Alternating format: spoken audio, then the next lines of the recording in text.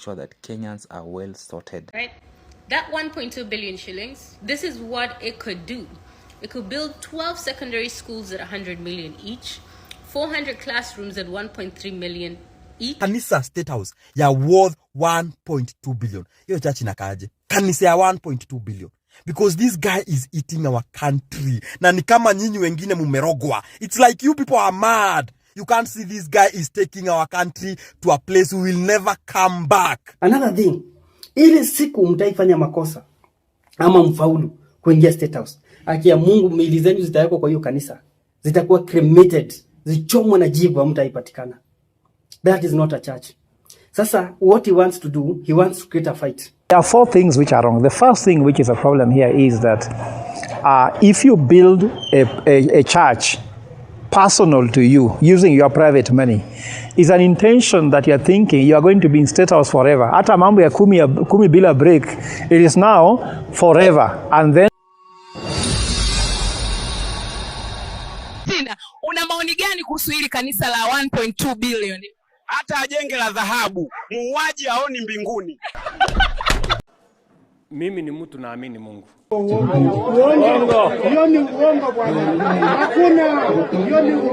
Welcome to my YouTube space. My good name is Martin Dean and welcome in today's episode. In today's episode, guys, I want us to look at how the president has just come out to annoy Kenyans even more than he had done.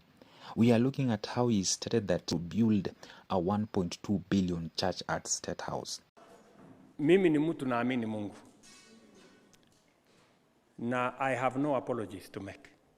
Kwa kujenga kanisa, I have no apology. Mnanielewa? Na hakuna mtu nitaomba msamaha. Kwa kujenga kanisa, tutajenga kanisa ya Mungu. Shetani akasirike, afanye ile anataka. Ni mnanielewa? Naambiwa ati hata kwa magazeti leo ati kuna mtu anasema ati mimi najenga kanisa hapa State House.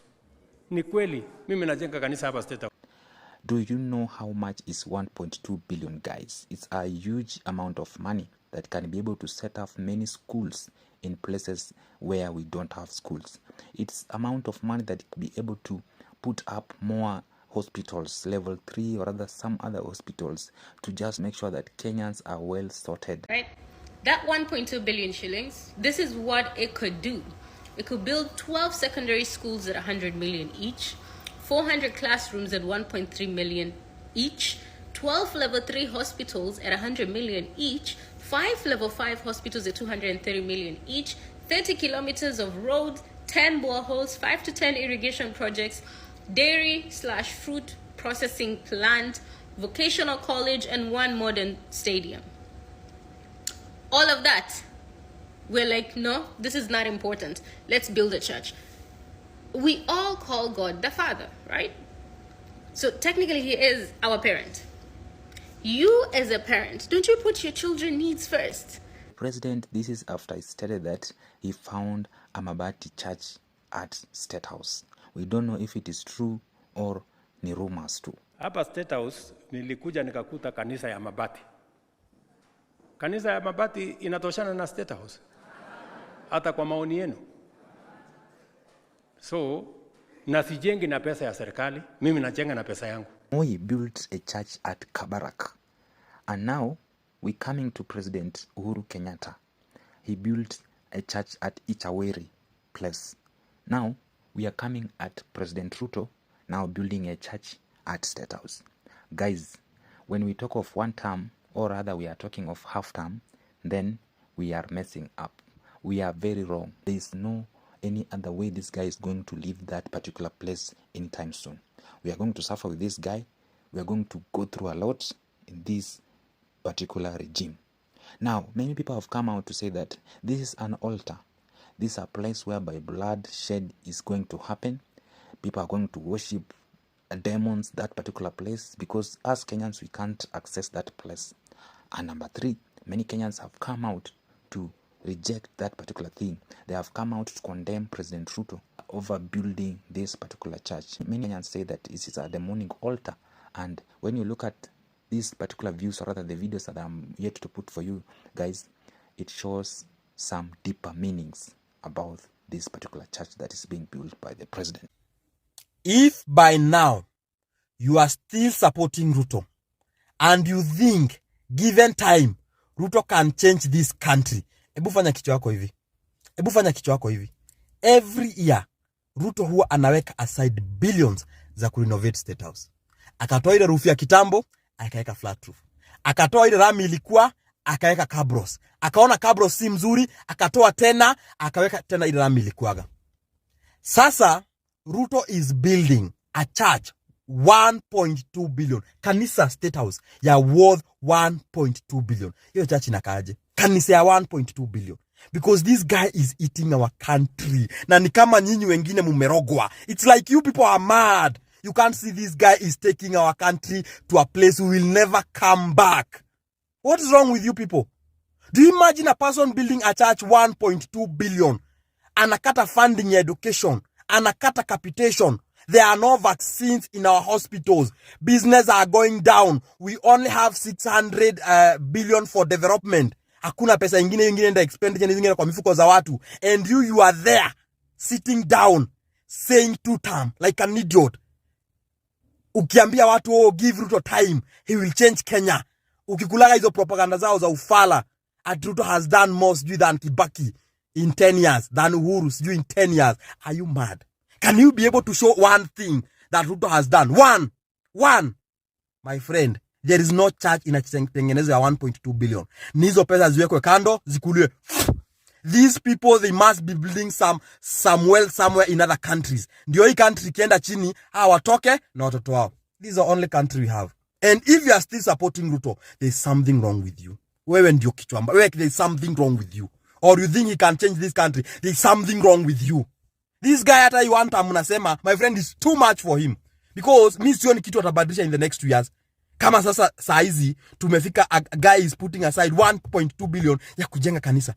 Kenya is not even a Christian country. It's a secular state. Whereby wewe unaweza kuwa Muslim, unaweza kuwa Christian, unaweza enda Buddha, unaweza enda Hinduism. We are a secular state. Unaweka 1.2 billion kutengeneza kanisa. Hiyo ni kanisa inakaa aje unatengeneza? Surely.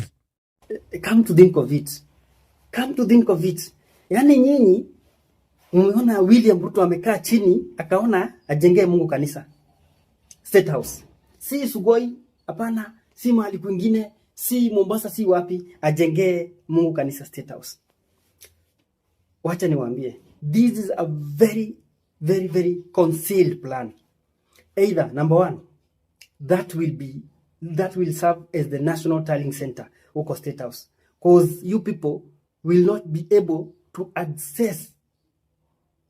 Ama access itakuwa easy kwenda huko. Number two, juu anajua hatapatiana. He said he will not hand over power hadi amalize miaka 10. Juu anajua hatapatiana. That is a plan.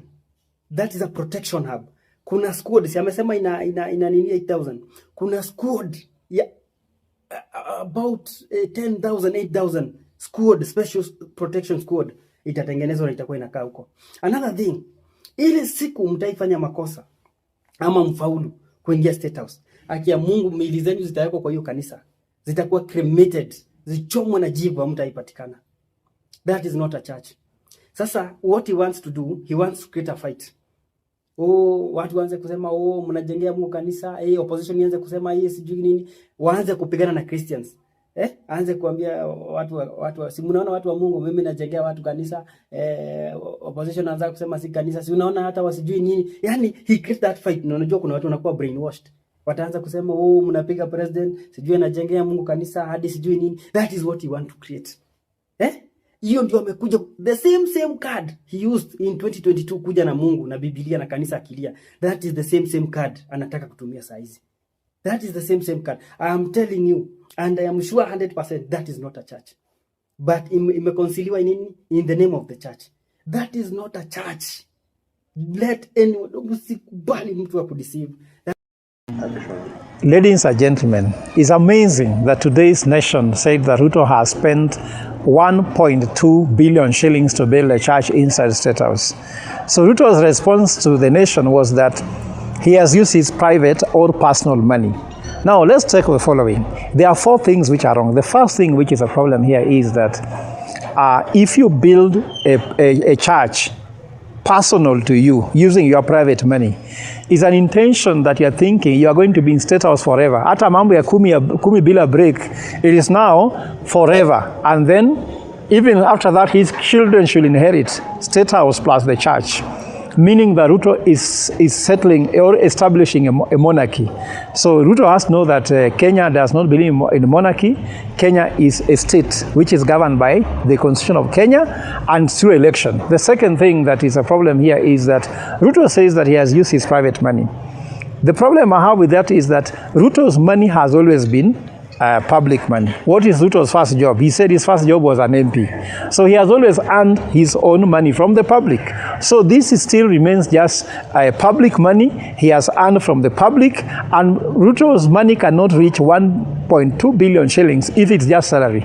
So this also means the money has been stolen from the public. Then the second thing, which is a serious thing here, is the third thing, which is a serious thing here, is that when Ruto says that he has built a church, does it mean that he has knocked out every other religion? Like, for example, if you're a Muslim and you become president, will you stay in State House if somebody has built a church inside State House? If you're a Hindu, or if, for example, you are Legio Maria, or if you are an atheist, any religion, it means Ruto is thinking that only his church, people from his church, will be presidents in State House. There he has built a church so that they pray there. So he's going to become a bishop. In fact, he told you he will retire as a bishop or as an evangelist. So he's going to retire there. What does that mean to Muslims? Will Muslims continue voting for William Ruto? What about the Somali community? What about other communities that don't believe in Christianity at all? But what if, for example, the Indian origin with the Hindu religion also become president? So William Ruto is trying to mislead the Kenyans and take Kenya to a direction we don't want to take. So people should come and oppose this. The last thing is that how can you build a private building using private money in a public land without public participation? I think this is very wrong. Young people, let's rise up against this government. This government is a half-term. I cannot wait for them to go home. I don't think we understand what is the depth of a billion Kenyan shillings. Because we speak about billions so often that it has lost meaning. It just looks like 100K or 1 million. But no, listen. For you to finish 1 billion, you need to spend 100,000 a day for the next 27 years.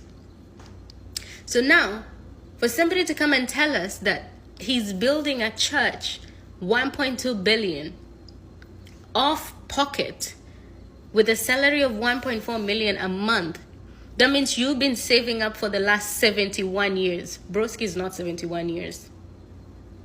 You're telling me for the last 870 plus months, you've been saving your entire salary, no taxes, no expenses, nothing. All of it, you're putting it to building this church. Make it make sense. I don't think it doesn't make any sense. First of all, I saw a tweet which is very interesting, right? That 1.2 billion shillings, this is what it could do. It could build 12 secondary schools at 100 million each, 400 classrooms at 1.3 million each, 12 level 3 hospitals at 100 million each, 5 level 5 hospitals at 230 million each, 30 kilometers of roads, 10 boreholes, 5 to 10 irrigation projects, dairy/fruit processing plant, vocational college, and 1 modern stadium. All of that, we're like, no, this is not important. Let's build a church. We all call God the Father, right? So technically he is our parent. You as a parent, don't you put your children's needs first? You think God actually accepts your offering, this luxurious thing that you're building him, her, him, whatever? Do you think they accept it? At the expense of their children. Do you think they accept it? This whole thing is so ludicrous. Because there's no way you can convince me that you have off pocket 1.2 billion shillings with your salary, even with your businesses. Hii nayo sitakasirika peke yangu. Millicent Akinyi amelipa SHA mpaka mwisho. Boss wake pia amelipa SHA. She's a house help by the way. Amefika hospitali kwenye ofisi ya SHA, ameambiwa chuma yake na surgery yake haitofanyika. Now listen to this. Haitofanyika kwa nini? Kwa sababu SHA hailipii chuma ambayo haijagrow to the level ambayo SHA inatakikana kulipa. Yes, you heard me right. So now, wanasema, for it to be covered, it must measure 3 by 3 centimeter. The tumor must measure 3 by 3 centimeter. Millicent Akinyi's tumor is at 2.2 centimeter. 2 by 2 centimeter. So anahitaji 1 more centimeter. Igrow. Tumor yake igrow. Aende nyumbani tumor yake igrow. 1 more centimeter. Ifike 3.3 centimeter. Ndio arudi hospitali. Ndio SHA imkave.